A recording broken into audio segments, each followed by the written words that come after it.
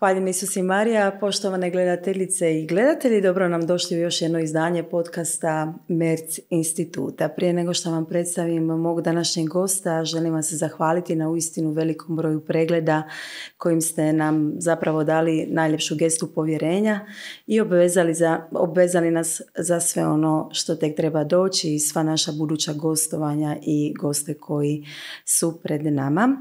Zahvaljujemo osobito vama koji ste nam poklonili vrijeme da pošaljete vaše konstruktivne kritike i naravno svima vama koji ste se pretplatili na naš kanal Merc instituta, a sve druge pozivamo da to učinite kako biste pravovremeno dobivali informacije o našim novim objavljenim sadržajima. Danas u studiju imam čovjeka kojeg mi je jako teško predstaviti, čovjeka kojeg je jako teško zapravo komprimirati u tek nekoliko riječi zbog širine njegovog djelovanja, njegovog poslanja i čovjeka koji ne voli da se o njemu baš tako preveliko govori i tim više je izazov predstaviti ga, ali pokušat ću ovako kao što odlikuje sve Kristove apostole, one koji su se odazvali Bogu istinski srcem. On je čovjek koji stane u 4 riječi, to su srce ratnika, duša djeteta. Sa mnom je u studiju redovnik Isusovac, moj dragi prijatelj Pater Ike Mandurić. Hvaljen Isus i Marija, dragi Pater Ike. Evo, prije kritike na moju najavu koja sigurno slijedi, možda bilo najbolje da se prvo pomolimo pa ćemo i zaboraviti sve drugo. Može, u ime Kristovo. Samo je važno ono što god činimo da je u ime Kristovo, samo se u njegovoj sili i snazi može događati dobro, a mi to hoćemo. Ovaj Merc institut i ovaj tvoj podcast hoće baš to. Evo, pa ćemo se pomoliti da se to i događa i da se Božja milost i blagoslov izlije ovdje na nas, u ovom studiju malom, ovdje kod Mladih za domovinu i na sve slušatelje tvoga podcasta, Anita. Evo, u ime Oca i Sina i Duha Svetoga. Dobri Gospodine, izvore svakoga dobra, neizmjerna ljubavi koja nas brižno čuva i vodi kroz život i koja je sav naš narod kroz svu povijest vodila i čuvala u vjeri, a tako čini i danas. Blagoslovi nas, Gospodine, ljubavlju svojom i navještaj nam, Gospodine, i pokazuj što imaš za nas, gdje nas zoveš i kako i gdje vršiti i prepoznavati tvoju svetu volju. Daj nam snage i mudrosti da uzvraćamo tu ljubav koju nam daješ. Blagoslovi i Anitu i mene i sve nas ovdje koji smo ovdje prisutni prostorno i virtualno. Slava Otcu i Sinu i Duhu Svetomu. Kako bijaše na početku, tako i sada i vazda i u vijeke vjekova. Amen.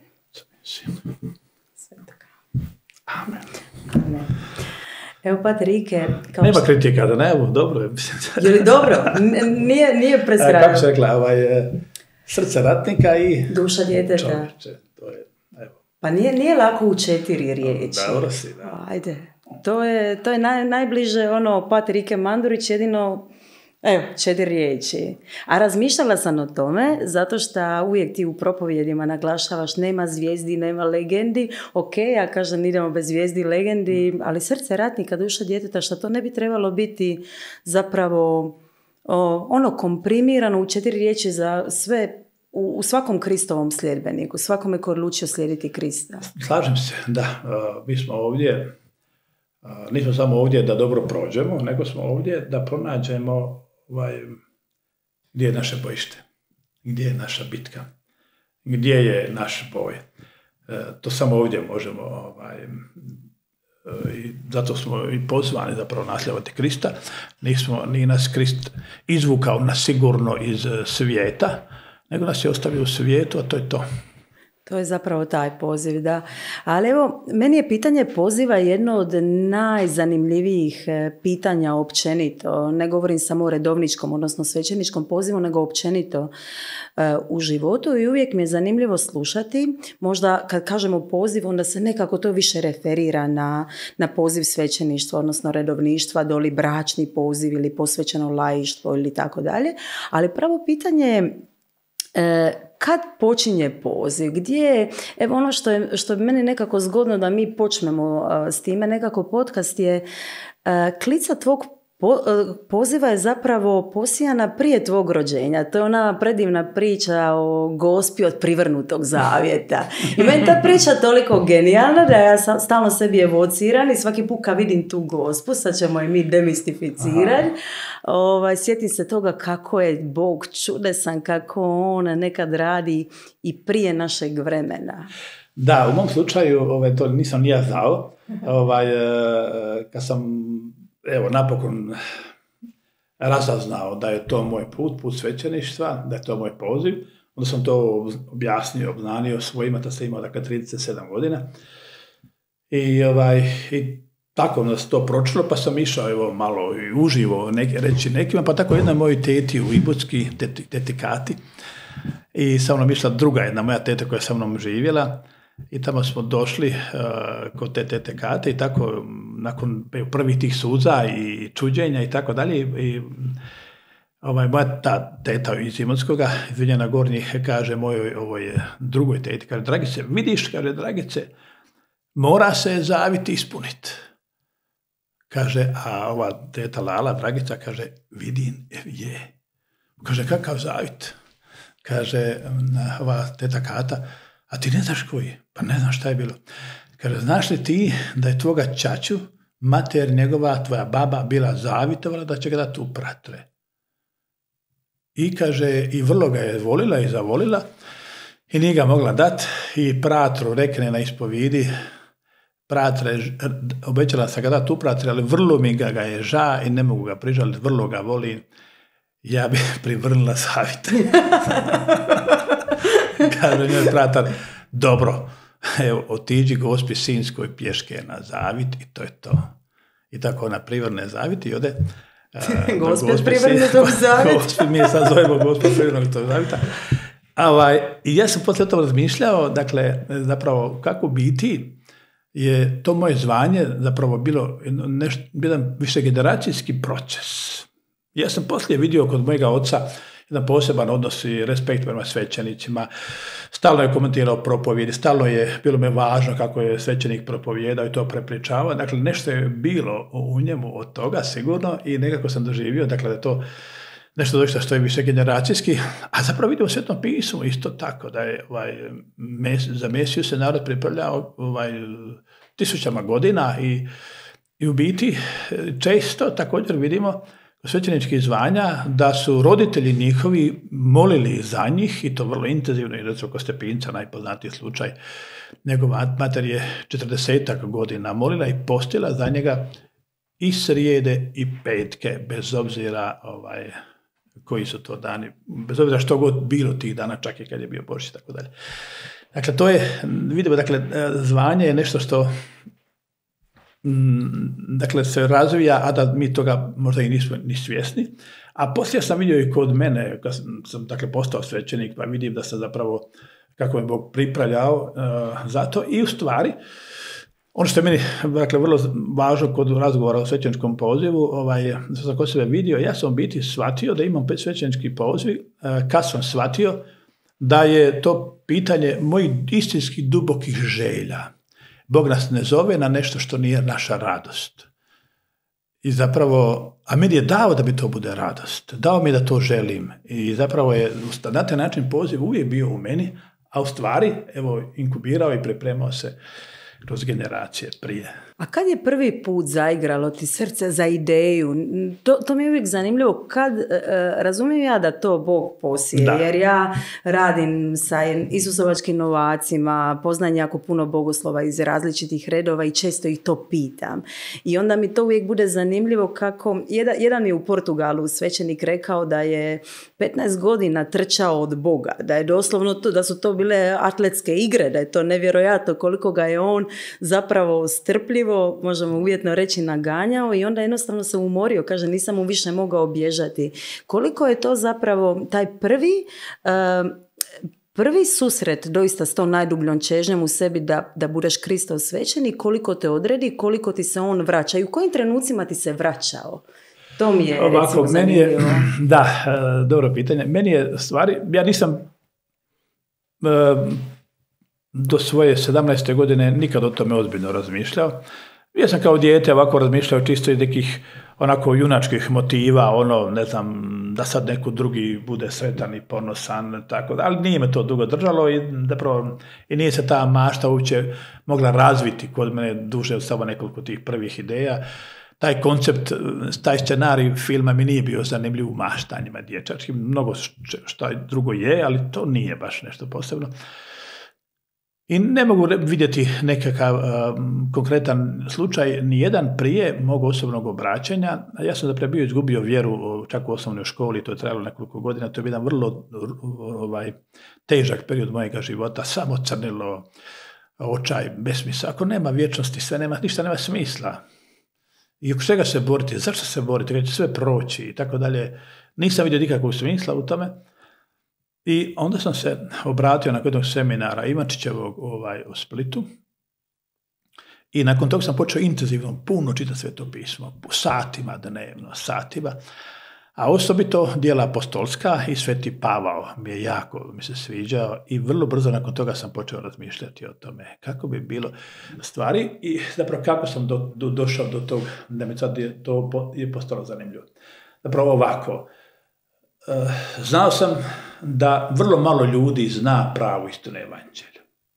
I znao sam da je zato vrlo puno ljudi u stvari nesretno, nemotivirano i da bi im ta istina drastično promijenila život.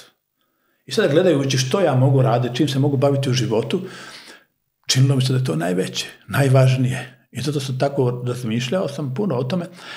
U stvari sam čak razmišljao, nisam tada bio toliko poučen, ja sam zapravo razmišljao o varijanti da, nisam znao da je Sveti Pavao svećenik. Nekako nisam to bio iščitao, nego evangelizator. I meni se to najviše sviđalo. Ja bih htio kao Sveti Pavao po svuduša, ide svugdje svima. Jeftati i putovati. Ali istinski sam bio uvjeren da bi ja bio sposoban ljudima približiti Boga. Ne sada, ali da ću postati sposoban. I ja sam razmišljao o tome da kao Sveti Pavao hodam svijetom i to mi je ovako jedna super forma, onako slobodno hodaš gdje hoćeš. Na neki način je to nešto što više nalikuje na način evangelizacije kako to čine laici. Međutim, nakon nekog vremena, ipak sam brzo shvatio da je Sveti Pavao ipak bio svećenik i tako dalje. I onda sam ipak razmišljao o tome baš o svećeništvu i to mi se jako sviđalo. Ali nisam ne pokušavao donijeti odluku, nego sam se pitao samo mogu li ja biti toga dostojan. I onda jednostavno sam znao da ne želim ići u svećenike dok ne budem siguran da je to volja Božja, da me on zove, da je to volja Božja. Nema govora, i ne bih nikako htio probati, pa ću vidjeti. Da moram prije biti 100% jasan, da je to, i tako dalje. I to je trajalo dugo, znači 18 godina. Jedna punoljetnost. Da, zapravo 17 godina. Znači, točno 18 godina. Znači, 18 godina sam bio tražio Boga, pa 18 nisam znao kud ću s njim. Kad sam ga našao, to sam često govorio, nisam znao kud ću s njime, sad I onda je se dogodila jedna situacija, međuvremenu sam bio na ispovijedi kod pokojnog Fraslavka Barbarića i na toj ispovijedi sam tako pitao me zašto se nisam oženio. Ja sam rekao, pa bratre, želio sam biti svećenik više nego išta u životu. I iznenadim se šta sam to rekao. Zar je to istina? I kao da prvi put vidim da sam ja to želio više nego isto u životu. I nakon toga sam odlučio, moram to sada riješiti, uzet ću godinu dana, svaki dan ću moliti sat vremena da samo zato da znam zove li me ili ne, ako zove ide 100%, ali ako ne, da znam da sam to riješio. I evo, nakon 8 mjeseci, nakon toga, doista svaki dan sam sat vremena molio. Bilo je slučajeva da bi došao iz svatova u 6-7 ujutro, ali sam to odradio za taj dan.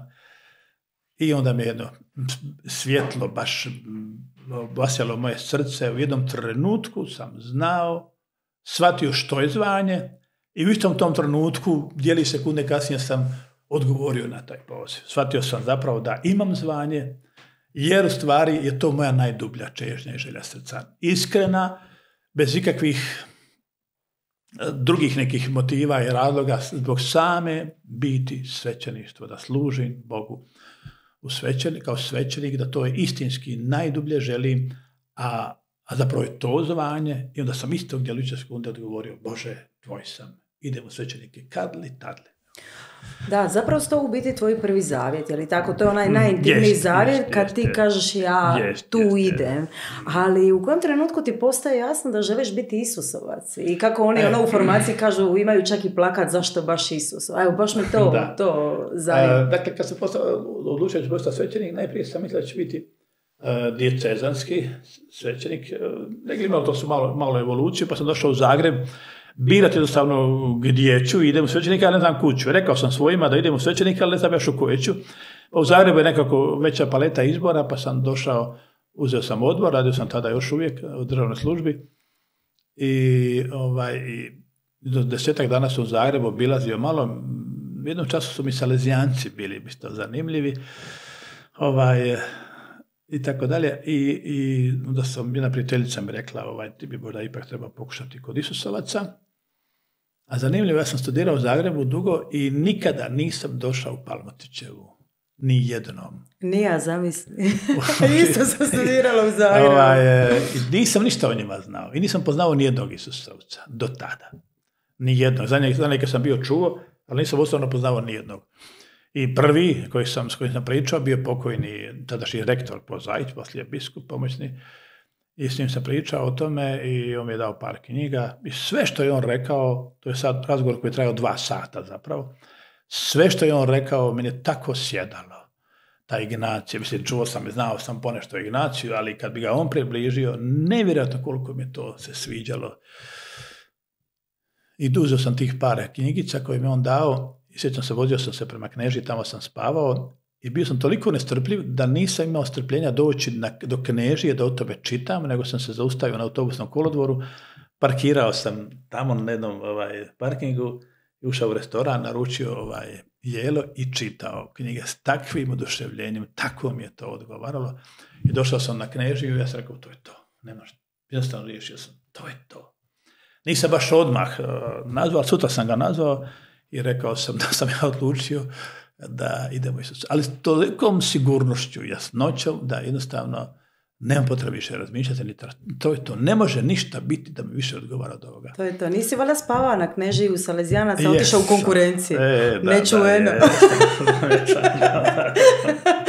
Još oni stignu ispostavi račun, ali dobro, to mi je jako zanimljivo, ali evo recimo, mene sad zanima, ti u tih 18 godina, odnosno u međuvremenu, nije baš sad da si ti izgubidanio, ti si imao totalno formiran život, znači događa se toliko toga u međuvremenu, je li tako, i u smislu obrazovanja i u političkom angažmanu, dolazi do tvog fakulteta, počinješ raditi, vrlo jedan ozbiljan fakultet, sve to znači dolaziš kao potpuno formirana osoba koja ima nekoliko poligona na kojima si doista ostvaren i sada moraš biti onaj najmanji od najmanjih u novicijatu u Splitu. Koliko je to teško? Koliko je teško promijeniti paradigmu svog života iz jedne, evo, mi smo danas slučajno pričali o tome kakav je tvoj život bio, kad dođeš iz tradicionalne obitelji, dođeš u biti u novicijat nakon potpuno ostvarenog, uvjetno rečeno, života. Koliko je to bilo teško? Pored ovih mladića, pretpostavljam da je većina bila dosta mlađa. Duplo mlađa. Bilo je koji su više nego duplo mlađa, ne? Moram reći da mi to bilo nešto stvarno izuzetno lijepo i ugodno. I lako. ja sam, evo, iako sam bio toliko ljudi, moji kolege iz novicijata, subraća iz novicijata, bili toliko mlađi od mene, ja sam, imao sam interesa za sve i bio sam fokusiran na to maksimalno i nisam imao nikakvih problema u smislu te nekakve međugeneracijske različitosti i tako dalje. I respektirali su me, oni jako su me respektirali. Ja sam ipak bio branitelj, to je njima jako značilo. Imali su respekta prema meni, ali nisam ja to zlorabio. Ja sam bio sretan, radostan i na nogomet, i na planinarenje, i na molitvu. Jako sam to volio. Izuzetno lijepo vrijeme. Ja sam zapravo kontemplativac i pomalo sam introvert i meni to jako odgovara. Čak sam u nekim fazama razmišljao i o tom nekom zatvorenom redu, monaškom nekom tipu. I kad god sam u duhovnim vježbama, pomislim kako je lijepo onima koji cijeli život su tako u molitvi, u meditaciji. A kako bi nama bilo bez tebe? To nije tvoj posao. Ali zapravo, s druge strane nisam ja to, s druge strane, ipak je bilo snažno u meni to želja za evangeliziranjem. Znao sam da je to moje područje. Uvijek sam osjećao da to moram biti prisutan na tome. Tako da, u biti, super mi je to bilo. To mom nekakvom introvertu i meditativnom tipu to jako odgovaralo.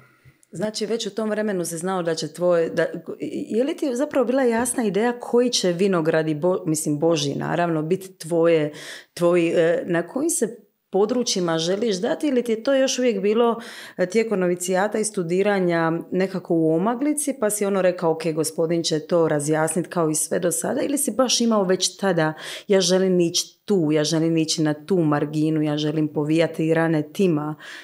Kad je to postalo jasno, koji su tvoji frontovi? Ja sam uvijek mislio evangelizacija. I to sam mislio da će to biti na način pučkih misija. Tada su još uvijek postojale. Mislim da to pomalo bilo gasilo, ali još uvijek su bile aktivne te pučke misije koje traju po 8 dana na jednoj župi gdje se temeljito prođe sve teme i svi uzrasti, svi slojevi društva i tako dalje. Ja sam uvijek govorio da bi to želio biti. Moj župnik tadašnji iz Posušja mi je govorio, kaže, Ike, gdje god ti odeš, ti ćeš se baviti mladima, vidit ćeš ti to. Ja sam mislio da nema šanse, jer kad se zaradim, bit će mi 47 godina, već ću tada biti star za mlade, međutim još uvijek se bavim mladima, nego se proroštvo. Ili su ostarili mladi ili si se ti pomladio s njima, jedno od to dvoje. Ja sam podjetinjavio sam kako se rekla, srce ratnika i... Duša djeteta. To je to. Ja sam zbilja, ovih koliko sam sad svećenik, zapravo svo vrijeme se bavim mladima, to je već 15 godina. I zbilja, nekako utječe to na mene. Malo sam zakržljao u smislu nekom, ali dakle to je nešto što mi je izuzetno drago i lijepo. Dakle, uvijek sam znao da će to biti, uvijek sam želio da to bude baš evangelizacija, navještanje riječi Božje. Međutim, kao Isusovac koji se formira kroz duhovne vježbe, to je onda nešto drugo što mi je kasnije, nisam zapravo ni znao da to postoji. I to je drugo zapravo nešto što sam uvijek želio raditi i radim s mladima, pokrećem to radim. Evo, dakle, to su uvijek sam znao da su to dva područja. Jesi li razmišljao tada već o braniteljima, obzirom da si bio jedan od njih, ili ti je to nekako bilo... Tada nisam razmišljao o tome, ali sam o tome počeo razmišljati kad su počeli oni prosvjedi u Savskoj. Oni su počeli 2013. godine, ja mislim. I tada sam počeo razmišljati, ponešto bi tada smo već radili i tako dalje. I tada mi je to došlo nekako u fokus i još uvijek mi je to.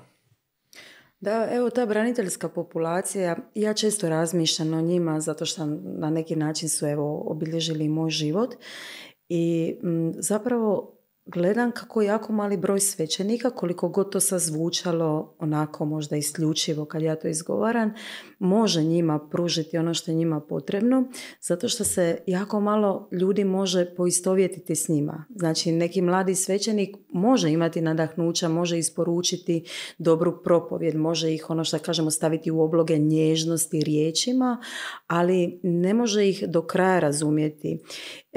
I onda se pojave tu i tamo neki svećenici koji su, evo, ima i u Splitu tako, jedan barem za kojeg ja znam, Don Zvone, svećenici koji su jednostavno to prošli.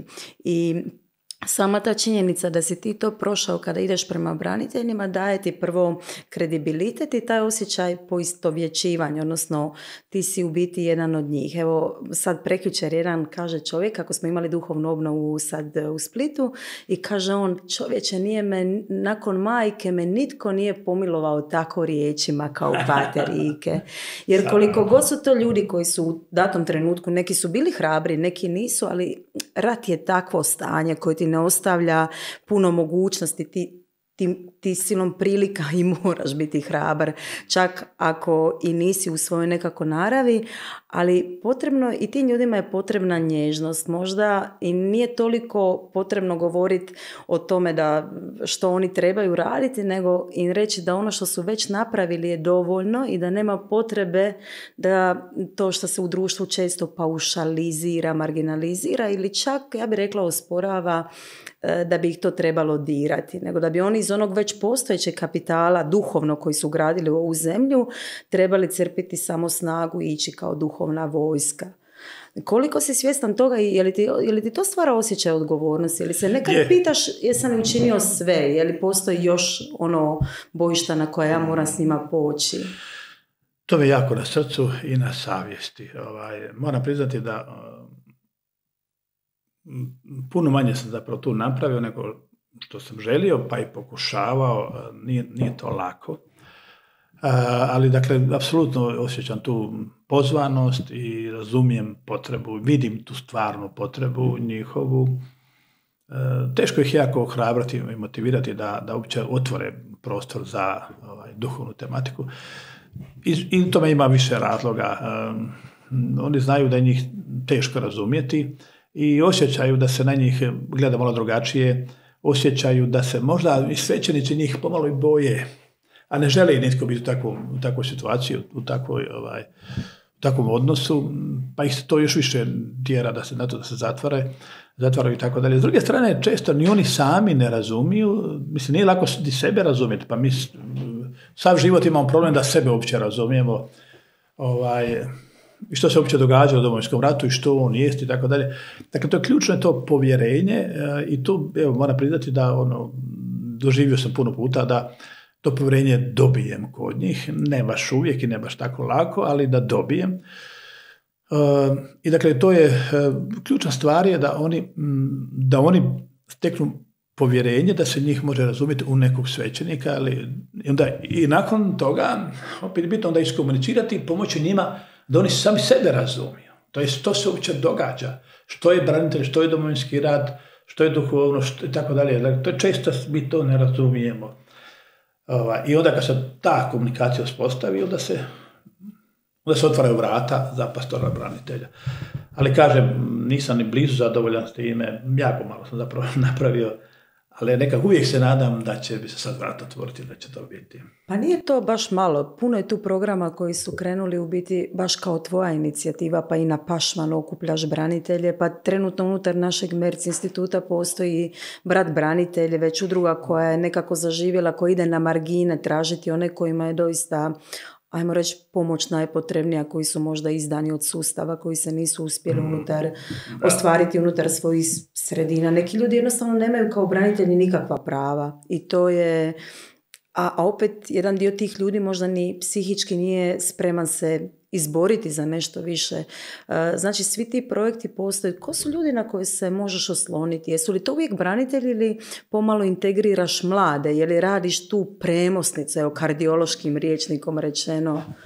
Pa je, evo. Između te dvije Hrvatske, te mlade, evo, ove Mladi za domovinu koji su ovdje, čiji smo mi gosti u studiju, i recimo njih ili mladih u Skacu koje vodiš. Kako je to Sad sam posjetila, da, u stvari, baš radimo tu premosnicu.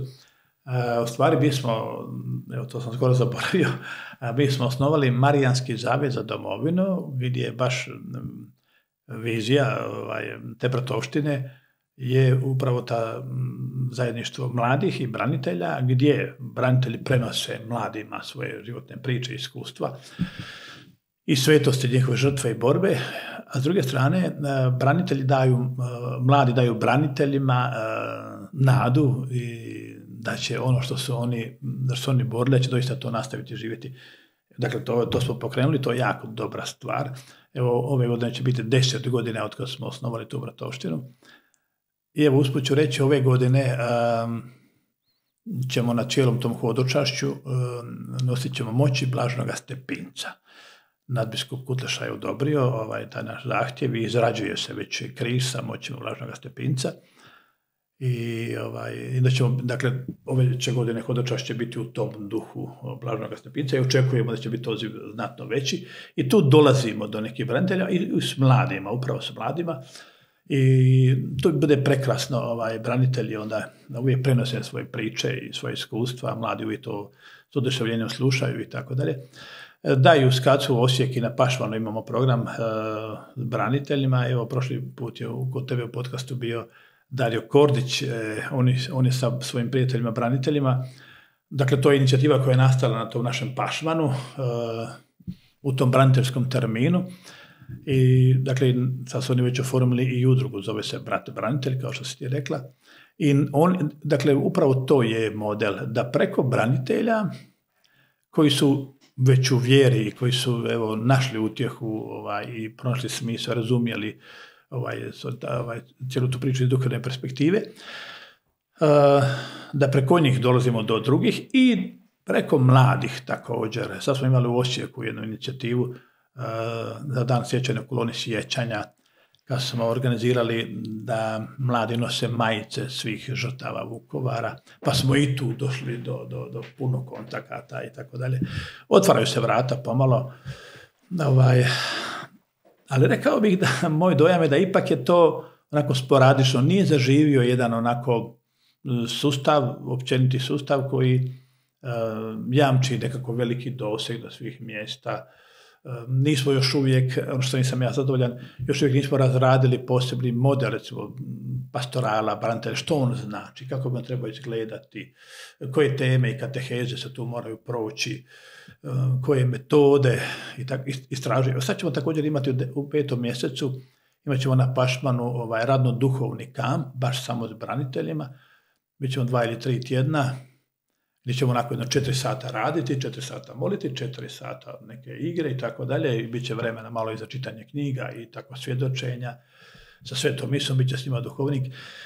Ali ne kažem, volio bih da postoji jedan ovako oprobani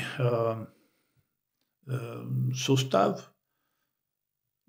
pastorala ili program pastorala branitelja, i gdje onda koji bi da lako mogli drugi svećenici. To je nešto što mislim, razumijem ja da je broj svećenika to jako teško. Jer je daleko. Da, mislim, to je iskustvo koje je teško uživjeti. I to su onda barijere, su nažalost tu, velike su tu barijere, tako da evo, razumijem da je to teško, ali ipak apsolutno je moguće i jako je potrebno. Koliko branitelj danas pati. Jer on je, to sam baš prekjučer u subotu u župi na Mejašima govorio, netko tko se jedan put prikazao svoj život za domovinu, to se više ne može zaboraviti. Nema Gospod privrnutog za nema to privrtanja. To je, on to njega zauvijek obilježi. I PTSP se događa, po mom mišljenju, baš zato što, dakle, onaj tko je bio svoj život posvetio i darovao drugome, domovini, i što ga, dakle, promijenilo definiciju njegovog života uopće, doživljava da taj netko drugi mu kaže ti meni više ne trebaš. To je takva povreda. dostojanstva, osobnosti i tako dalje, da nastaju onda takve strašne rane PTSP-a i razočaranja u životu. Jer on nema kamo više. On ne može opozvati tu ljubav. On ne može opozvati to svoje predanje. On ne može poništiti to. On ne može izbrisati svoj identitet branitelja. I on se zauvijek promijenio u toj ljubavi, u toj žrtvi. Zauvijek se promijenio.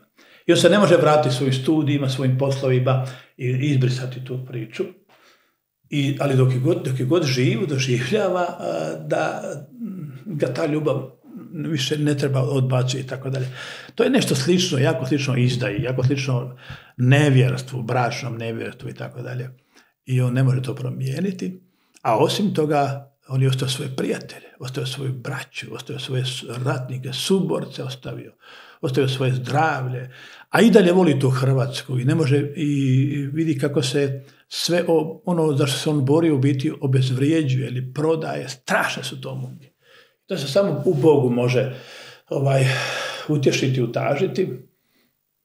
I međutim, kad se to dogodi, onda, a kako se to zapravo događa, baš sam to govorio neki dan dolje, dakle, bitno je tu shvatiti ovo, doista njega domovina i dalje treba i on i dalje se može davati za domovinu. On i dalje može umirati za domovinu i davati svoj život za domovinu, ali i dalje može biti u ratu, u borbi za svoju Hrvatsku. Ali kako? Na duhovan način. I zapravo stvari se mijenjaju kad on shvati zapravo da je tako i počelo, da je Krist je onaj koji njega pozvao da gine za druge. Krist je onaj koji ga je pozvao da položi svoj život za druge. I kad on shvati da je on nasljedovao Krista, a Krist je još uvijek tu i to je Kristova stvar. Dakle, i kad se shvatimo da postoje drugi načini, iako to mene možda institucije vlasti, civilne ili bilo koje neće, ipak postoji drugi način, niko mi to ne može zaustaviti, da ja i dalje prikazujem svoj život za domovinu i silno je potrebno. To je izuzetno.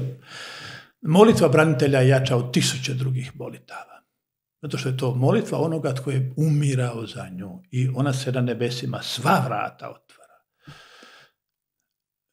Jer ne može moliti netko za nešto za što nije spreman ništa dati. Ne mogu ja moliti pomozi Bože mojoj susjedi koju ja neću ja ništa pomoći. Bog takvu molitvu ne pika. Ali ako ja pomažem susjedi i ja molim da se onda Bog sluša moju molitvu. Tako da branitelji zato imaju moć molitve. Njihova uloga je danas, dakle, to je sveto tkivo hrvatskog naroda koje se bilo prikazalo za opstojnost toga naroda. I kad dakle, oni nađu taj kontekst u kojem mogu na taj način i dalje sve prikazivati, a onda još i dodatno možda biti na drugačiji način aktivan kroz nekakve druge inicijative i tako dalje. Samo to može biti zadovoljština za sve ono što on doživljava u svojoj duši. Dakle, to je nešto što bih jako volio kako bih rekao, svakom branitelju poručiti i reći kako bi to bilo moguće. Da, meni se, baš sam razmišljala o tome kako je bila ta duhovna obnova za branitelje i kao onaj stih koji u Thompsonovoj pjesmi kaže: zar je moguće da ste zaspali na straži, da zavjet barjaku više ne važi. I ja sam baš razmišljala o tome. Oni su zapravo evakuirani sa straže. Neko je novi došao na njihovu stražu i rekao: vi više tu niste potrebni. I ta marginalizacija se dogodila i onda se većina ljudi jednostavno povukla, jer su rekli ok, došli su neki drugi igrači. Znači oni nisu zaspali na straži, nego su jednostavno maknuti. Tu su puno napravili mediji, tu smo puno napravili mi relativizacijom toga, jer dan po dan kao pa to je bilo, to je prošlo, ali činjenica je da mi živimo tu stvarnost, da je u duhovnom genomu ove domovine žrtva tolikih očeva i majki koje su u datom trenutku stavili na raspolaganje sve. I sad ono što mene zapravo najviše muči tu, ko je taj ko bi im trebao reći da oni ne trebaju toliko puno činiti više, jer oni su već dali, nego da je njihova prisutnost nama zapravo spomen na ona vremena u kojima je žrtva malobrojnih, jer ipak je riječ o žrtvi malobrojnih u odnosu na ukupnu populaciju, ili tako, zapravo iznjedrila slobodu i puno toga za sve nas, za čitav jedan narod.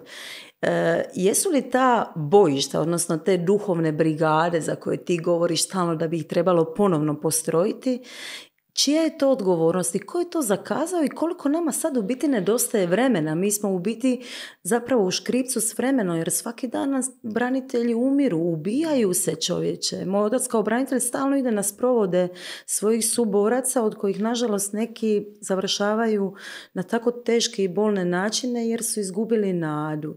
Ko je najodgovorniji? Mislim, ne upiranje prsta, nego može... Ja mislim, dakle, ovako... Najprije bih rekao ovo, da pa ću se vratiti na to. Ja mislim da oni trebaju činiti i dalje za domovinu. Dakle, u smislu, oni jesu napravili više od svih drugih. Ali, dok god sam ovdje, tu sam zato da djelujem. Znaš koji je znak da više ne treba ništa raditi? Smrt.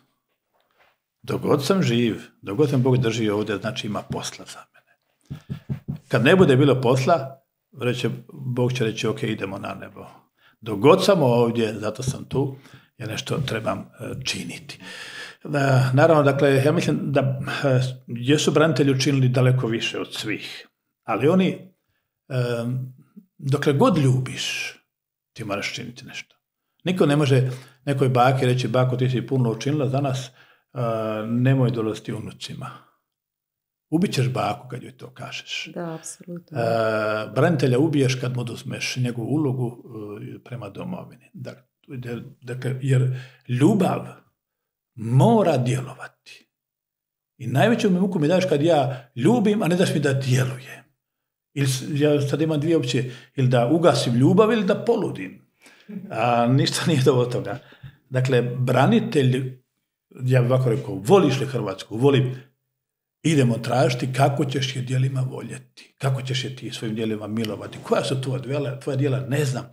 Ali ne smijem dopustiti to, ne smijem sebi dati, ni branitelj ne smije sebi dopustiti da dođe jedan pasivan odnos i da samo sad živi na lovorikama. Lovorike će biti vremena za lovorike, sva vječnost je za lovorike. Međutim, dakle, mi često od toga zaziremo što ne prepoznajemo mnoštvo oblika i načina na koji mi možemo biti aktivni. Pomoć suborcu, branitelju, molitveni duhovni život, socijalni, pastoral, apostolat, što god to bi. Dakle, postoji mnoštvo, milijun načina kako mi možemo iskazivati svoju ljubav prema domovini. Naravno, dakle, može biti da bi mi nešto htjeli, a to nije moguće. Ok, onda radim nešto od onoga što je moguće i uvijek se pokaže zapravo da to je ono što čovjeka krijepi. Kad on ponovno se stavlja neku funkciju, onda on ponovno, dakle, toga nekako pokreće, oživljava, obnavlja i tako dalje. Jer ljubav to želi neposredni odnos prema svojoj domovini, a doista nam i treba. Dakle, to nije nešto mi njemu samo dajemo samo da bi, evo, ipak on imao osjećaj, nego stvarno treba. Naprimjer, kao kad baka želi odgajati unuke. I sad mi dademo baki da odgaja unuke, ali nije to samilost prema baki, nego je to potrebna. Dakle, nitko ne može djetetu dati ono što može baka. Nitko ne može djetetu dati ono što može dati djed. Dakle, to je doista i ona želi, ali i treba. I tamo gdje je to prisutno, mi vidimo koliko je odgoj kvalitetniji djete, tako dalje. Tako i ovdje. Dakle, nije to samo nije to nešto bi trebalo njima dati da bi oni imali taj osjećaj, nego oni tako mogu oplemeniti svaku poziciju, svako mjesto, svaku strukturu, dakle sva njihova prisutnost i njihov način može sve živo oplemeniti i nama treba da to je njihov duh. Nama treba to da prožme sve ono što mi imamo.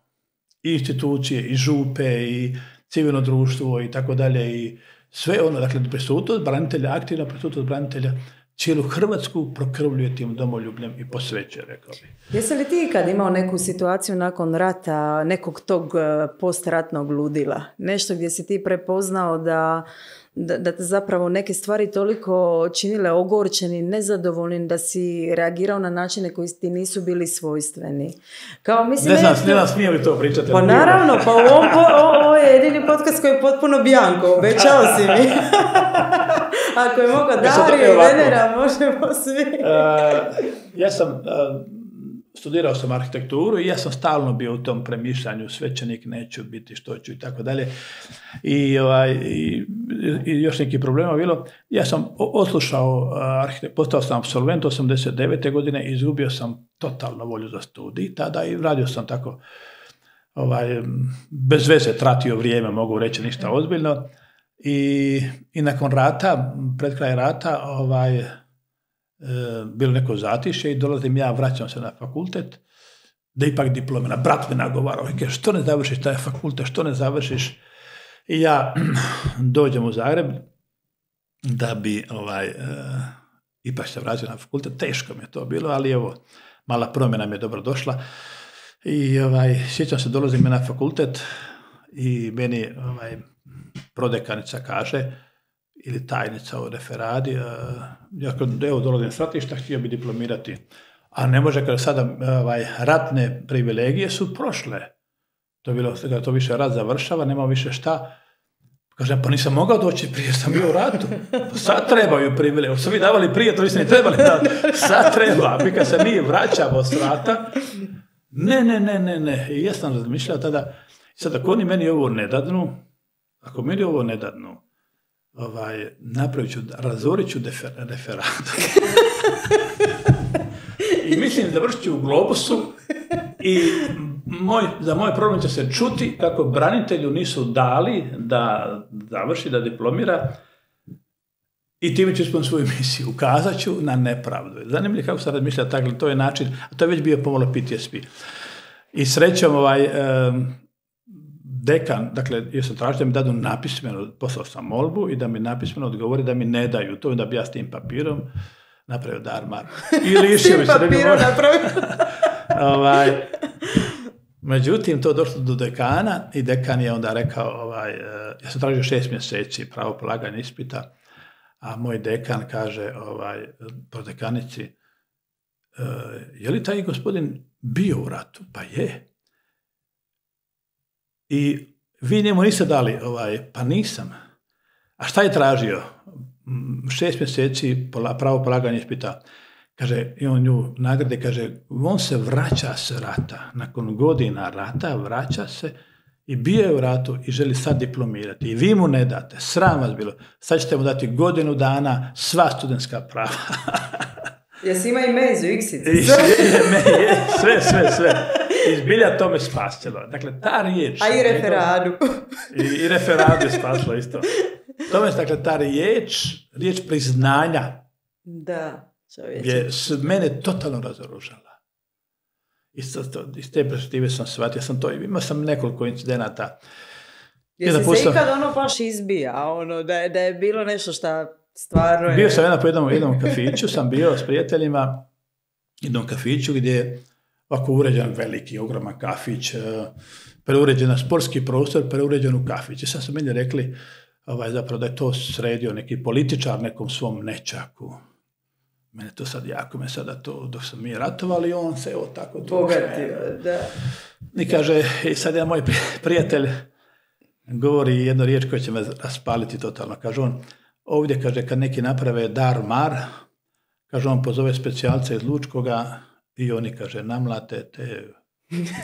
I sad mene to još više raspali. Znači, on je... Tebi dao ideju. nego, sad on angažira specijalce iz Lučkoga i ja kažem ovako, sad ću ja razbiti, cijeli ću kafi demolirati, pa nek dođu specijalci iz Lučkoga i baš hoću da mene prebiju. I skrenem, ja šank je bio dug jedno 7-8 metara i ja krenem sve sa šanka razbijati. Sve čaše, boce, što je bilo, uzimam, samo bacao, bježe ljudi od mene i kad to srušim, onda ću srušiti, vidi sam kako viseći strop tamo, potrgat ću to sve i ja ću za pol sata ću ja to sve porazbijati, doće specijalci, prebit će me i mirna Bosna. Jer tako reagiram ja na nepravdu. Na nepravdu. Želim, jednostavno, i krenem ja to, jedan moj prijatelj klekne pred mene i plače, nemoj. Ja držim još jednu čašu u ruci. Molim te, nemoj. Saborac je sa mnom bio u ratu. I ne mogu. I razoružava me. Kao da mi ugasi me. I plače on. I ostavim ja tu čašu. Mislim, tako je tako sam reagirao na te stvari. Onda sam shvatio, vidio sam da sam gotov. Popijem jedno pivo, postanem agresivan, povrijeđen. Ali zanimljivo, to mi nije bilo u ratu. U ratu nisam ništa toga osjećao. Nego vraćam se u Zagreb i tamo mi govore kako sve bila glupost, kako je Tuđman izdao Hrvatsku, kako je prodano, kako je sve dogovoreno. Umjesto da mi kaže bravo, idemo dalje. Hvala ti. Ja sam se bojao, ali ti si bio hrabar, evo hvala ti, ili ja nisam, jer sam bio pokvaren. Što god to bilo? Ali nemoj mi, dakle, obezvređivati cijelu priču. Da. I to, dakle, bogaćenje i tako dalje, to je ono što branitelje pravi, mislim, jako ih to vrijeđa. I vidio sam da sam gotov. Da nisam prije imao iskustvo, a zanimljivo sam prije imao iskustvo vjere duboko, ali u ratu mi se to jako ugasilo. I vidio sam da to gotovo i rekao, moram se vratiti Bogu. Moram se vratiti Bogu, moram se vratiti molitvi. I nakon toga je bilo ovo na fakultetu. I taj profesor, odnosno dekan Uzelac, spokojni, me spasio. Kad je rekao da mi se mora dati sva studentska prava na godinu dana. I onda sam se povukao, i onda sam te ispite ispolagao i tek tada sam diplomirao. Zapravo je nevjerojatno da u biti jedna gesta u nizu, ajmo reći, te nekakve relativizacije žrtve i čak hodanja u blatnim cipelama po tome, blatnjavim cipelama po tome, koliko zapravo jedna gesta može čovjeku vratiti tu nadu, pa da, ovo ipak imalo smisla, ipak postoje među nama ljudi koji su svjesni što je to bilo i zašto je ta žrtva toliko važna i velika, ne samo za tu generaciju. Danas kada... ti znala za ovo pa si mene tako zadirkivala ili si ti... Svi ozbiljni novinari imaju svoje izvore. Samo što nisam novinarka i nisam ozbiljna. Tako da... Ne, ali uvijek me zanimalo to. Pa morala u nekome u kome toliko... Gledaj, kad ja promatram tebe, dok držiš propovjed, ja točno znam da Duh Sveti ima točku. Ike je tamo Ike je tamo u službi, ali Duh Sveti to radi i to su ljudi komentirali sad na Mejašima i onda kao nije to zasluga samo patera Ike, to je doista raspoloživo srce koje se dalo premjesiti, ali meni je uvijek kod ljudi sa tim, kako oni kažu, kasni poziv, ja u to ne vjerujem. Ja ne vjerujem da postoji kasni ili rani poziv, jer kod Gospodina ne postoji vrijeme. Ne može Bog zakasniti. Ne može Bog zakasniti, a na kraju krajeva može ti umnožiti vrijeme. Ja sam se u to uvjerila. Ali meni je to prekrasno kako je on neke ljude, zapravo si ti cijelo vrijeme bio na stručnom osposobljavanju. Ti si Gospodinu trebao da prođeš rat, da se sve to tebi dogodi, da prođeš to iskustvo, možda i tog nekog, ne znam, mogu li to reći PTSP, ali te neke postratne traume koja je neminovna, moraš je proći da bi ti mogao razumjeti one čije rane moraš previjati. I mislim da je to Božja logika i pedagogija kako on to radi. Ja sam Bogu zahvalan na tome svemu i mislim da dakle, svako iskustvo Bog okreće na dobro. Bog nije želio da ja, ne znam, prevrćem stolove i ne znam ni ja da upadnem, općenito da upadneš grijeh ova ili ona i tako dalje. Ali ipak kad se ti obratiš i kad želiš mijenjaš svoju koncepciju, hoćeš s Bogom, onda sve ono što si prije radio postaje upotrebljivo.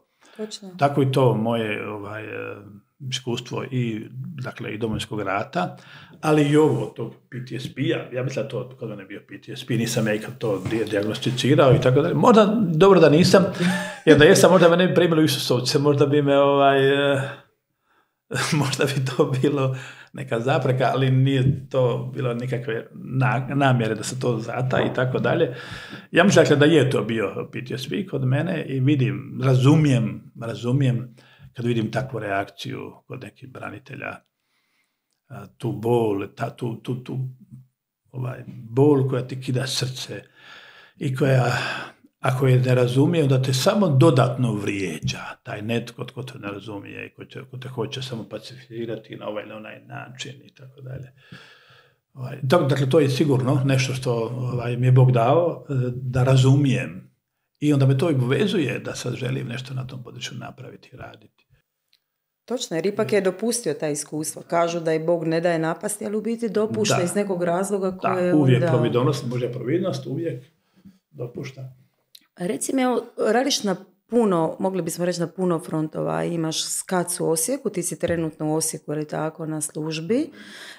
Znači, to je rad isključivo s mladim ljudima, imate 3D formaciju, znači kroz 3 godine prolaze to, pa imaš branitelje, imaš Marijanski hod za domovinu, tamo si ravnatelj, ili tako? Odnosno, predsjednik, te Bratoštine. I imaš svoje dijete za koje smatraš da ti je, odnosno ti voliš nekako od milja reći da ti je to projekt života, Merc institut. Što je, evo, ono što mene zanima, ovo sad ja ne znam, pa prvi put ću čut, u kojem trenutku ti je Gospodin ugnjezdio u srce ideju o Merc institutu i kad si znao da to baš mora biti Merc institut, a ne Stepinac institut ili ne znam, Tavelić institut? Bilo je, dakle, to u nekoliko faza to išlo. Prvo, dakle, kad sam se vratio s Filipina, imao sam tamo pola godine sam bio na 3. toj probaciji, kušti, jako lijepo razdoblje, slično novicijatu, izuzetno lijepo. I ponovno su ove velike duhovne vježbe, prezadovoljan sam bio sa svim tim. I u meni se ponovno raspirila želja da onako baš Bogu bez ikakvog suzdržavanja predano služim, da se razdam u tom služenju. A provincijal je već bio odredio da će biti superior u Osijeku. To je malo, dakle, kočilo u tom maštanju. I međutim, kad sam se vraćao u Hrvatsku, nakon takvog nekog tog oduševljenja iznova i ražarenog srca za služenje Gospodinu, nastupila jedna praznina, zato zapravo što bi se činilo da sve ovo što radim nije dovoljno. Kao da nisam, tratim vrijeme. Super je taj SKAC Osijek, predivna stvar, ali nekako mi uzak domet mi se to činilo. I jedan period me to baš jako mučilo. Dakle, zguštao sam to radio, bila tad malo i korona i tako dalje, zguštao sam ja to radio, ali bi uvijek bilo to premalo i bio sam jako nezadovoljan. I nezadovoljan da bi znao čak ovako požaliti se nekim prijateljima, kako ima jednu veliku prazninu, neku, ne znam šta ću sa sobom, ne znam gdje, mislim, to je zapravo nešto što bi mogli nazvati zvanje u zvanju. I uvijek je to, mi ne možemo reći, ne mogu ja reći kao svećenik, ja sam svećenik, ja se stavljam svome provincijalu na službu i gotovo. I gasim sve, što on kaže, ja ću to ne, dakle, jer Bog nas i dalje zove. On mene kao svećenika pokazuje mi nešto mi hoće pokazati. Ja ne znam što je to. I da sad ne idem preopširno možda, i sjećam se jedan put tvrtko me Barun zvao, on je pokrenuo svoj centar Ignacije, odnosno nije tada još bio pokrenuo, nego je pokrenuo bio održavanje raznih programa u Opatiji naše kući i mene je pitao da i ja neki program ponudim i nisam imao ideje što bih mogao i tako dalje i on mi rekne, pa mogao bi ti, kaže, Bog često tako progovori preko nekoga, mogao bi, kaže, malo ti o aktivizmu tom kršćanskom i ne znam, nije baš tu riječ upotrijebio, ali pa to bi mogao, kažem ja. I ja složim program i održim taj prvi program u Opatiji. Ali opet nisam bio nekako načisto što bi s tim i nakon nekog vremena, sjećam se, vozio se prema Splitu i valjda sam negdje imao duhovnu obnovu, ne mogu se sjetiti. I tako cijeli putem razmišljam što ću sa sobom. Razmišljao sam čak da idem u misije negdje, ali gdje ću tako staru misije, dok ja naučim sada jezike, pa sutra ću biti bolestan, vratit ću me bolestan za 3. Negdje gdje mogu izgoriti, ali znam gdje bi to bilo. I sjećam se, prošao sam kroz tunel Sveti Rok, spustam se niz Velebit i tamo preko Ravnih Kotara sunce grije i meni u tom času mi dođe zapravo da treba napraviti jedan program Program koji će uključivati ljude u civilno društvo i zapravo da se razvija kršćansko civilno društvo. Da nastaju, i časom mi se sve to otvori. Stvoriti program koji će naše već formirane vjernike, formirane u vjeri i tako dalje, pripravljati, uvoditi ih u bitke, u inicijative, programe, projekte, udruge, institucije, da dospijemo do svih mjesta gdje se bije boj za Hrvatsku, za kršćanstvo, dakle, na svakom području. I da na svakom području i mjestu mora biti prisutna i kršćanska inicijativa. I u jednom času mi se tako 100 pretinaca otvori i kako bi to moglo biti, što bi to bilo. Ja sam raspjevao sam auto, vozim se, to je to. Koja je bila pisma? Pjesma. Ako ne znam što je bila, nije još šta bila. Ako ne znam što će biti. To će biti. I sad to je ono za što vrijedi sav izgoriti. To je ogromna stvar, velika stvar i zato bi bio spreman svo svoje vrijeme dati. Tako sam nekako to doživio. Nisam još znao kako će se to dogoditi. Ime još nije bilo došlo, ali dakle, onda sam počeo to pričati i razmišljati. Tad sam to, prvo smo to bili zvali Akademija kršćanskog aktivizma, ali nije nam to bilo sjelo. I onda smo imali, prije 2 godine su me zvali u Varaždin, dakle neposredno praktički nakon toga, bila tema Merc i nešto, ne mogu sad sjetiti točno koja je bila tema, ali tako pripremajući se za tu tribinu o Mercu, mi je kliknulo, to je to. Ili baš kad sam iščitavao dokumente neke, zapravo mi trebamo uzeti Merčevo ime i pa ne samo Merčevo ime, nego i njegova načela. Evo ovdje sad njegova zlatna knjiga u kojoj piše Euharistija, apostolat, žrtva. I ključ je, dakle, da je apostolat, ali bez Euharistije, bez žrtve, nema ni apostolata. Dakle, tako smo došli do ideje da zapravo se ta naša priča ne zove akademija, nego se zove Institut kršćanskog civilnog društva Ivan Merc ili Merc institut. Što je sad trenutno aktivno? Na kojim frontovima je već zaživjela inicijativa? Ima toga dosta, ali čisto da ljudi vide, barem da imaju nekakvu okvirnu sliku kamo to sve može ići, jer je to poprilično rastezljivo. Znači, u biti mi želimo zahvatiti apsolutno sve, znači apsolutno svaki segment društva. Što za sad imamo? Od čega smo krenuli? Koja je bila prva inicijativa? Prva je, dakle, bila, da malo ovo prije pojasnim, naime, rekao bih čak ovo radikalnije, malo još. Dakle, prava vjera počinje onda kad nađe svoj apostolat, koji nije sporadičan i slučajan od prigode do prigode, nego koji je promišljen, sustavan, kojim se posvećuješ. Jer prava ljubav je onda kad ti daješ u to, ne samo primaš, nego daješ u ljubavi. I onda si zreo kršćanin, vjernik, kad si, dakle, svoj život organiziraš oko te ljubavi.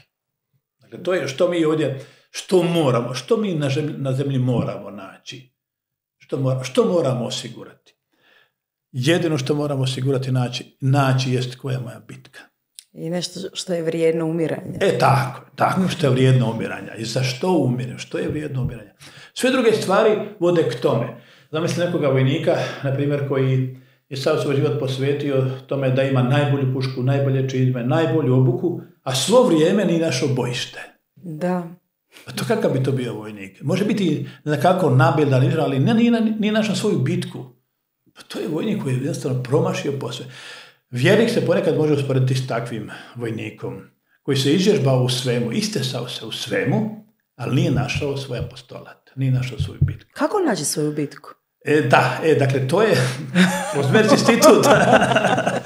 Dakle, to je dakle, nešto, dakle, uvijek, naravno ima to sigurno puno metoda, ali uvijek je to nešto što te najviše žalosti ili provocira. Ili, dakle, problem u svijetu koji te najviše provocira, koji te najviše smeta. Vjerojatno je to negdje u tom smjeru. Naravno i prema tome koliko ima za to kompetencija i koliko ima šanse se toga dohvatiti. Nikada, naravno, ne sam, uvijek nekom zajedništvu. Dakle, u tom traganju se onda otvore vrata, Bog ti stavi na put one s kojima možeš to zajedno raditi, tako dalje. Staviti na put one koji ti pomogu da tu priču domisliš i tako dalje. Ali dakle, uvijek je to nešto što te, vjerojatno, u tom području što te najviše onako dotiče. Kada mi na Pašmanu, u našem programu te akademije ljetne, to tragamo, zatim da idemo za tim nekako smjerom i putem. Dakle, i svatko ima neku šansu i neku mogućnost, jer Isus se poistovjećuje sa potrebitima. On nas na nebu, dakle, na posljednjem sudu neće pitati kakve smo vrline imali, nego kakva su nam djela milosrđa bila. Znači, bio sam gladan, bio sam žedan, bio sam bos, gol, ne zaodjenuste me, ne primiste me i tako dalje. U tamnici bijah, ne pohodiste me. On se poistovjećuje sa potrebitim ljudima. Dakle, neće nas pitati koliko smo izbolili krunica i tako. Može do duše nekog apostolat biti molitve, apostolat molitve. Može biti da bi cijeli život apostolat molitve. I najčešće u zadnjim godinama života je to svima apostolat, kad više ne možeš. Da. Ali to nije nekako, kako bih rekao, polovičan život, nego je to često čak i najkvalitetnije što Bogu možemo dati. Dakle, i molitva može biti apostolat, ali opet do toga moram doći kroz svoje iskustvo, kroz svoje promišljanje i tako dalje, premda nitko nije lišen molitve, svi moramo biti i u molitvi i u djelovanju, ali doista može nekome biti netko tko je bolestan, netko tko je nema zdravlje, tako, ili jednostavno po naravi je takav veliki molitelj, ali toliko je potreba u svijetu da je svatko potreban. Zato Isus kaže, žetva je velika. Mi nismo svjesni koliko Bog nas treba. Jer Bog nema drugih ruku nego moje u ovom svijetu, moje i tvoje. Nema drugih nogu, nema drugih očiju, nema drugog jezika koji će propovijedati evanđelje. Nema drugih ruku koji će napraviti pretvorbu nego čovjek. Čovjek je nezamjenjiv, zato ja često volim reći, dakle, Bog je sebe osudio na čovjeka. Bog nema alternativu, nema zamjeru. Neće anđeli doći s neba imati misu na zemlji i ne znam, voditi župu ako čovjek neće. Ako se ja ne odazovem, ako mi ne odazovemo, sve će pasti. Dakle, toliko je to važno zapravo da kad mi to shvaćali, mi bi zapravo prvo što bi nakon obraćenja i svoje duhovne formacije ćemo bi dali značaj. Broj 1 jest gdje u stvari, koji je moj apostolat, koja je moja bitka, za što ja trebam biti spreman umrijeti. S druge strane, u Hrvatskoj se dogodilo jedno veliko odumiranje te svijesti. Prije rata je to bilo, te katolička akcija i te civilne inicijative, kongregacije, bratovštine, Marine legije, nemam pojma, dakle mnoštvo tih bratovština i tih kongregacija je bilo po Hrvatskoj koji su jako puno toga radile, tih zadužbina i tako dalje, ali komunizam je to sve ugasio i mi jednostavno ne shvaćamo u stvari koju mi snagu imamo i dakle to je ono sredstvo koje može u Hrvatskoj sve promijeniti. Dakle, sustavnim pristupom, planskim pristupom, sa ljudima koji su formirani u vjeri i spremni izgarati zato i podnositi sve ono što Krist prolazi, dakle i progonstvo i sve ostalo, a na u tome će nalaziti radosti, dakle ispunjenje, dakle sve možemo, dakle i bez tog momenta neće biti ni Hrvatske ni crkve. To vrijedi ne samo za civilno društvo u smislu svjetovnom, nego i u pastoralu. Da, apsolutno. Ono što se mi često primjećujemo, nema pastorala bračnih parova, nema pastorala zrelih, nema pastorala samaca, nema pastorala branitelja. Malo se mi bila prije pitala, dakle, ko je kriv? Pa smo to, dobro sam se sasjetio, dakle, zašto se nije razvio pastoral branitelja? Kriv je onaj koga je Bog zvao. A nije se odazvao. A nije to napravio, a nije se odazvao. Ne možemo reći da je to možda biskupa nije zvao. Možda nije mogao, možda je, ne znam. A kriv je onaj koga je zvao, a sigurno je nekoga zvao. I taj koji je zvao, a nije htio, taj je kriv. Ne može biti kriv svatko, ali dakle, hoću reći, dakle, i to treba biti civilna inicijativa u župi, u crkvi. Tko je Koji papa je Franje rekao da osnuje Franjevački red? Pa nijedan. Točno. Nego neki Franjo, koji za njega bio čak lud, je se dao voditi Bogom i napravio ni kriv ni dužan, nikoga nije tražio, napravio jedan red koji će reformirati crkvu. I tek kad ga je napravio, papa je rekao, pa vidiš, ovo je zanimljivo. I tako kad Sveti Ignacij osnovao svoj red, pa nisu htjeli, pa kakav Isusovac, kako ti je to ime i tako dalje, kakva družba Isusova, ali kad ga je, to je dakle civilna inicijativa bila. Evo mene zanima jedno... U tom smislu, dakle, nema područja koje ne ovisi i koje nije potrebno civilnih inicijativa, jer Bog na taj način, on progovara, dakle, ako se tako uključujemo, dakle, nas je da tisuće i tisuće u izravnoj komunikaciji s Bogom, to je onda nezaustavljiva snaga koja tako živo, kako koji duh pokreće, kao živo tkivo, odgovara na sve potrebe, jer to drugačije nemoguće koordinirati, nego samo na taj način izravne, a ovo naravno u poslušnosti sa crkvom, u poslušnosti sa zakonom i tako dalje, ali ta promjena, to ima ogromnu snagu imamo. Hrvatski narod ogromnu snagu, ogromne potencijale ima, formiranih vjernika i samo je bitno da nađemo načina da ih izvedemo, da ih uvedemo u njihove bitke, u njihova bojišta. Naravno, Merc institut će biti jedan od tih koji će to raditi, ali naravno sigurno ne sam. Kad smo se dotakli toga, meni se ponekad čini, ja sam doduše odgajana više manje, rođena sam neposredno pred Domovinski rat, odnosno par godina prije, pa mi se čini da u tom vremenu prije, dok smo imali komunizam kao jednu strukturiranu neman, da su ljudi bili jednostavno, taj zloduh komunizma je bio toliko sve prisutan, odnosno ljudi su ga jasnije detektirali. Onda su znali, mi neprijatelja imamo, mi moramo zbijati redove. Drugačije su se odnosili prema tome i meni se tako čini da su više gorjeli. Oni koji su gorjeli su do kraja. A u današnjem vremenu kao da je perfidan rukopis zloga kroz razne udruge civilnog društva i sve je omotano nekakvim velom prividnih, karikiranih sloboda. I to vjerojatno i u katolicima zapravo rezultira osjećaj kao pa ništa se strašno ne događa. Zapravo mi nemamo realnu opasnost, a ona je u biti disperzirana na toliko frontova. Jer u komunizmu kao da je to bilo strukturirano, odnosno da je bilo koncentrirano u jednom smjeru, bilo je protubožje, bilo je sve što je to zlo donijelo sa sobom, ali sad imamo to tako rasprešeno, tako fino ugravirano u sve ljudske stvarnosti, da ponekad i kao katolik prođeš mimo toga, a da u tome ne vidiš problem. Je li to nova strategija zloga? Sigurno. Naime, uvijek vrag ništa ne stvara. On samo preotima i kvari. On ništa ne stvara. On je stvorio nijednu biljku, nijednu životinju, nijedan zakon fizike on nije stvorio i tako dalje. I on zapravo djeluje na taj način da kvari ono što već postoji. Postojeće već kvari. I on sa svaki ima plan. On zanimljivo, on je, jučer smo čitali, sa Isusom imao plan. Znači, sa Sinom Božijim je imao plan. I kakav plan? Prilagođen onome tko Isus jest.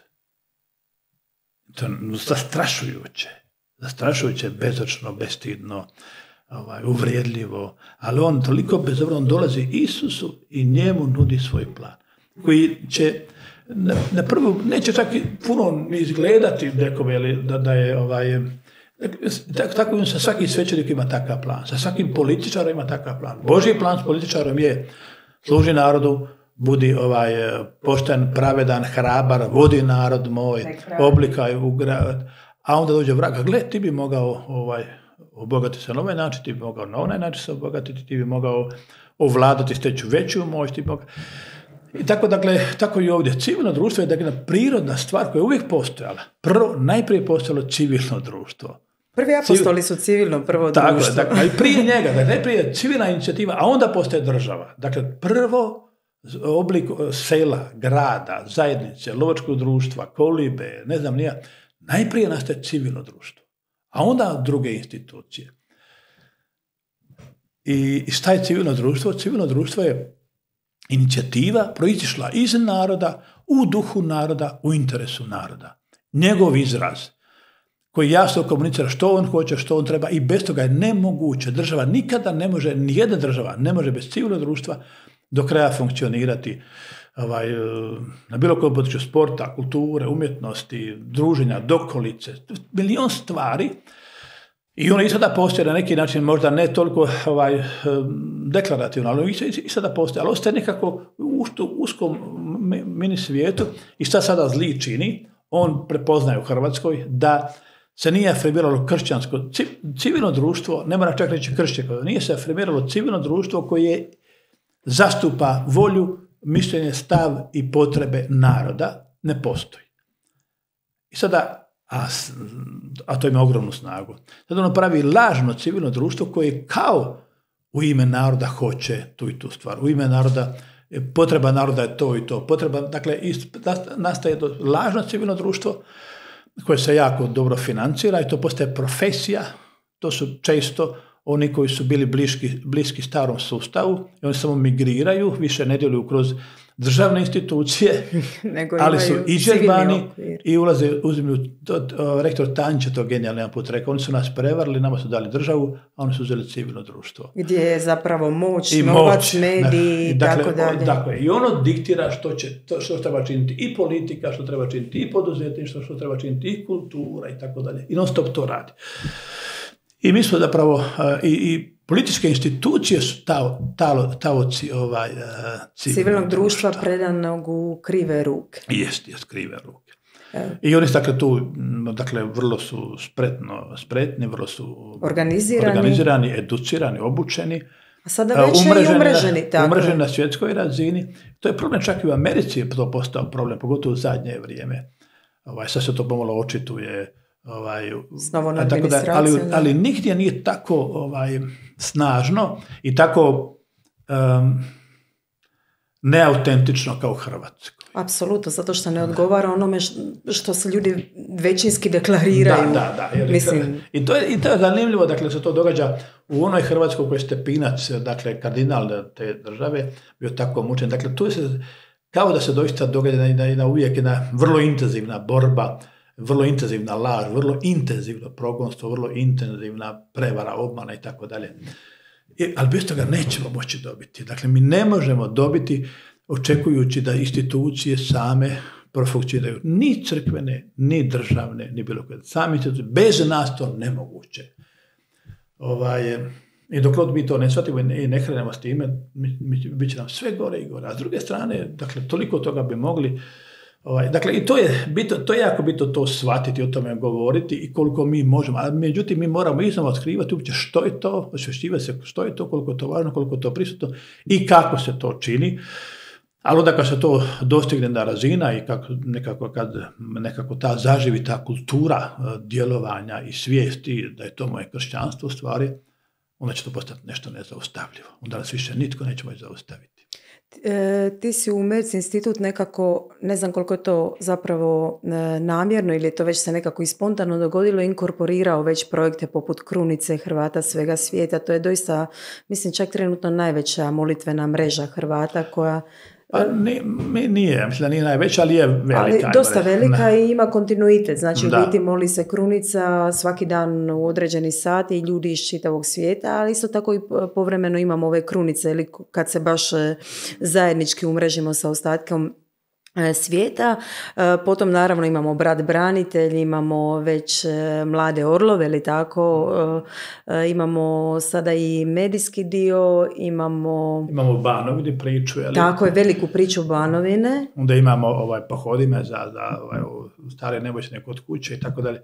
Evo, ne mogu se nije baš sjetiti, možda nisam. Ali puno toga je već inkorporirano. Je li Merc otvoren i za druge udruge koje već žive? Recimo, imamo puno malih udruga koje rade sjajne stvari, ali im je možda potrebna jedna krovna institucija radi pod jedan prepoznatljivosti, a drugo, kada imaš jednu strukturu, onda je jako dobro da ljudi imaju na nekoga se nasloniti.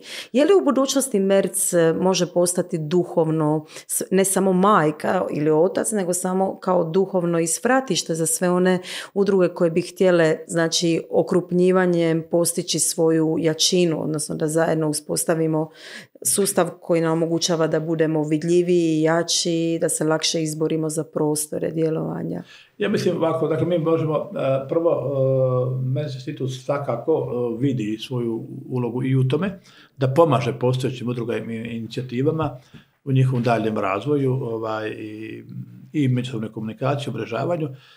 Mislim da se niko ne može nametnuti ili da bude krovna udruga, ali to umrežavanje je potrebno. Biće možda više takvih krovnih udruga, ali svakako, dakle, koordiniranje, umrežavanje je dobro, potrebno, pogotovo što brojne programe ne može svaka udruga za sebe provoditi, nego potrebno je organizirati programe koji su udrugama potrebni za njihov daljnji napredak i razvoj i tako dalje. Merc se vidi svoju ulogu u tome, sigurno će biti i onih i drugih koji to vide svoju ulogu u tome, ali bez daljnjega Merc institut vidi svoju ulogu u tome i u tome pravimo planove i tako dalje, ali i to ćemo sigurno nuditi, ali kako će to ići vidjet ćemo koliko udruge budu to prepoznavale, možda ćemo neke stvari raditi zajednički s još nekim udrugama i tako da. Uvijek treba biti otvoren, nikada ne smije sebe niko pripisivati da sebe vidi, kako bih rekao, da bude iznad drugih ili važniji od drugih, ali naša uloga će sigurno biti jedna od tih i već jest.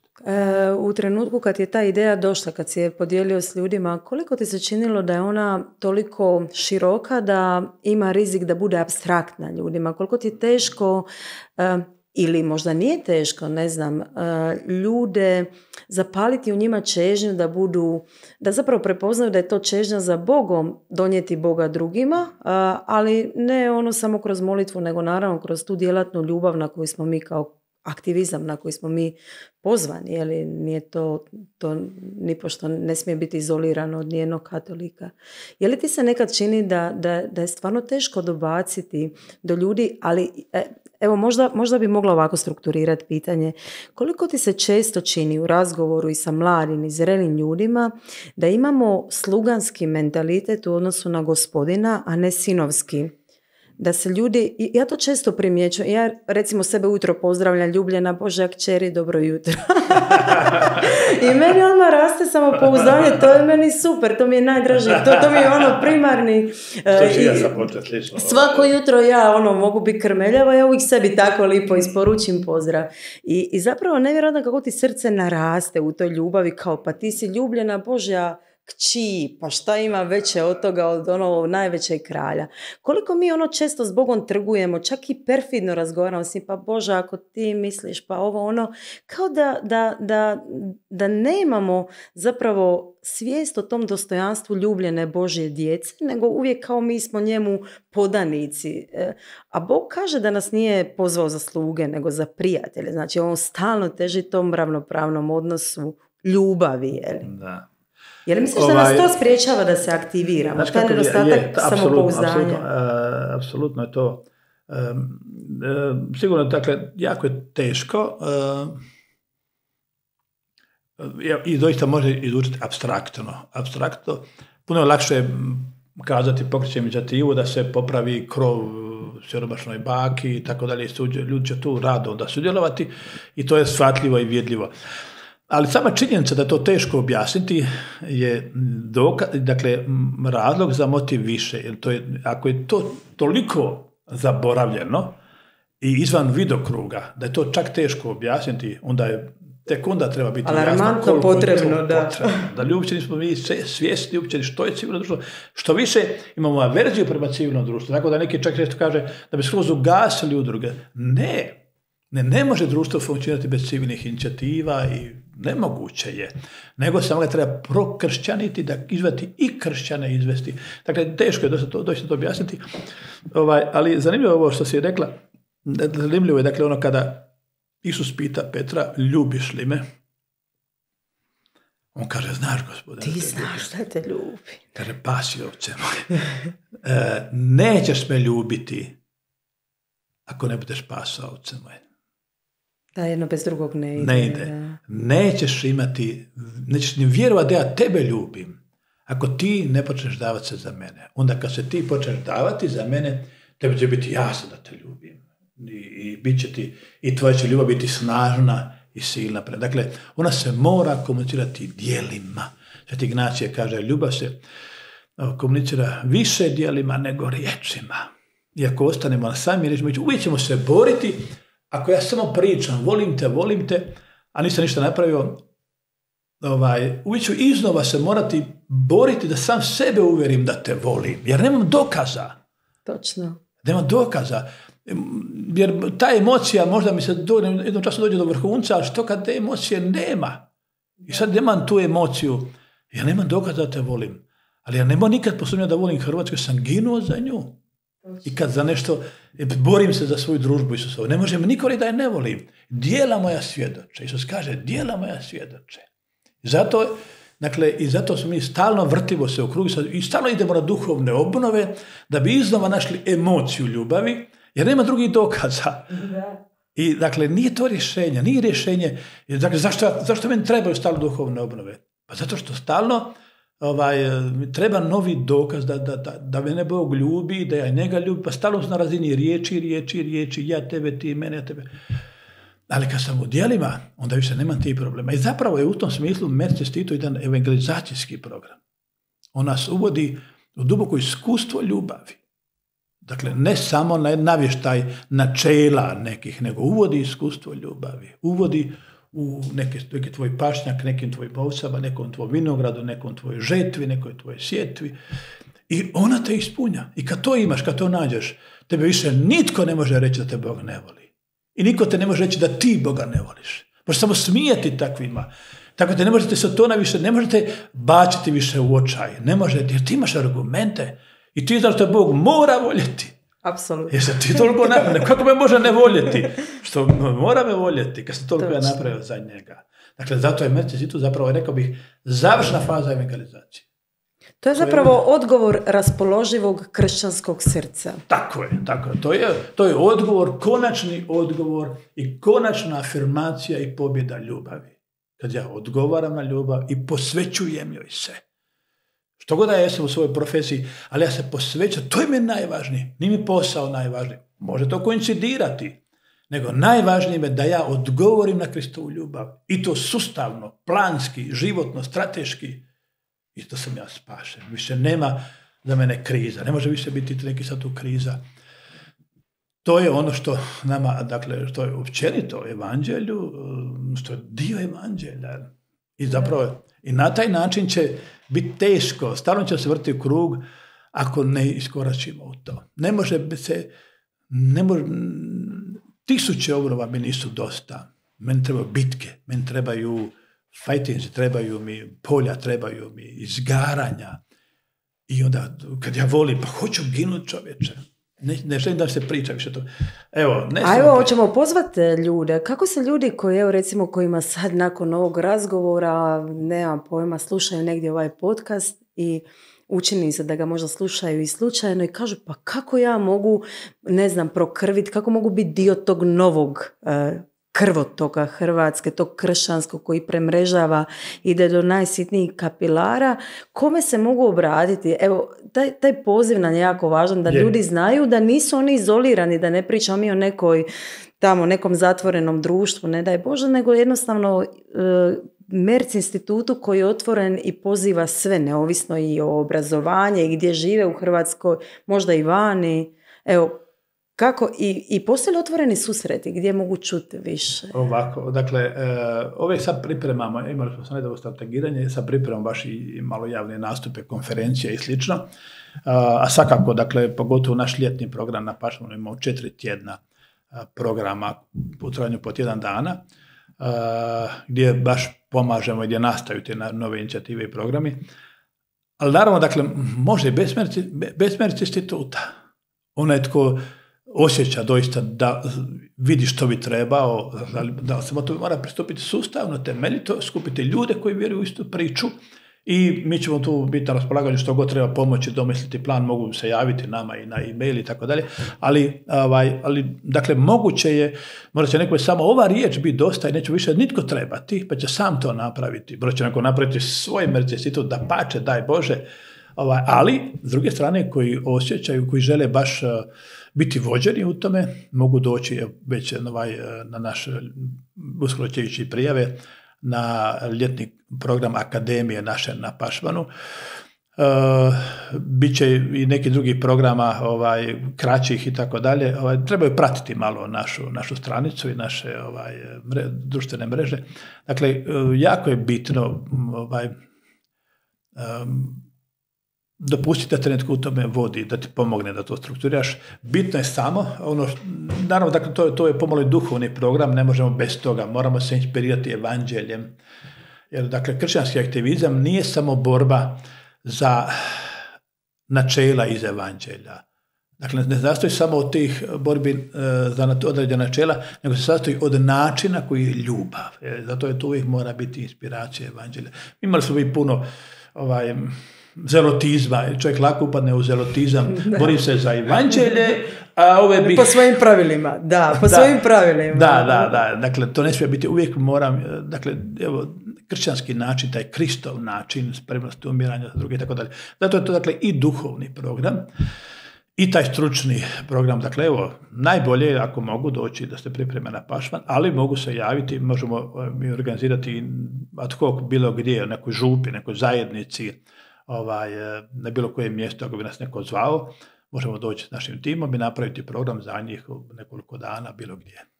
Evo, dobro, moramo privoditi kraju da ne probijemo sve termine. Ono što, evo kažem, možda čak i najvažnije zapaliti srca, je li nam toga fali i što je to što ti smatraš da je ključno u onome, u trenucima nekakve letargije i obamrlosti i osjećaja kao ja tu ništa ne mogu učiniti, premalen sam, nisam strukturiran. Što je to i na koji način doprijeti do ljudi da ih iščupamo iz toga sluganskog mentaliteta i osjećaja nedovoljne važnosti. Ja mislim da to često ljude dovodi u depresije i u tuge i u razne osjećaje izgubljenosti. Upravo taj osjećaj ja ne mogu ništa. Rekao bih ovako, kad bi bio doista siguran da ne možeš ništa, onda sigurno činiš sve. Onda moli, sklopi ruke, kao što rekao Stepinac, usmeni ih prema nebu. Ja bih rekao da je to čak i privilegija, ali rijetki su koji ne mogu ništa. Da. Biti netko ko ne može ništa, nego samo moliti, to je, ja bih rekao da je to savjesti bore 100% biti mirna. Međutim, rijetki su oni koji ne mogu ništa. I većinu nas Bog treba na mnoštvo načina. Pitaj se tko te je najpotrebniji, kome si najpotrebniji. Dobro, s tim riječima zahvalit ćemo se još jednom našim mladima za domovinu, tebi Pater Rike što ti je srce tako rastezljivo i raspoloživo i što na toliko zapravo Božjih njiva siješ, a onda na kraju krajeva zahvaljujući njegove velikoj milosti i žanjemo svi skupa s tobom. Hvala ti na tvom vremenu i nadam se da se vidimo, čujemo i snimamo i puno puta još ovdje u ovom studiju na nekom drugome. Hvala ti, Anita, evo, puno ti hvala na tvom pristupu i na tvojoj spremnosti što budeš ovaj podcast. I uistinu ti želim puno uspjeha u tome i vidim da to radiš sa srcem, baš mi je lijepo i drago to. Nek te Bog prati u tome i tvoje goste koji budu dolazili i mlade za domovinu, rekao bih već naše partnere u ovom projektu. Da, jako smo sretni i radosni, to je nevjerojatno. Oni su, evo, pozivamo ljude da se pretplate i oni imaju svoj podcast, jako puno rade divnih stvari, pa potičem da ljudi zaprate i njih, oni su ta mlada snaga, ta prokrvljena Hrvatska, ali tako. Tako da ima nade, nije ništa izgubljeno. Da, točno. A kako je izgubljena nada je, potencijali su ogromni su naši potencijali. Naši resursi, ti ljudski, duhovni su ogromni. I baš kad o tom razmišljam, uvijek me uzbuđenje uhvati, entuzijazam novi.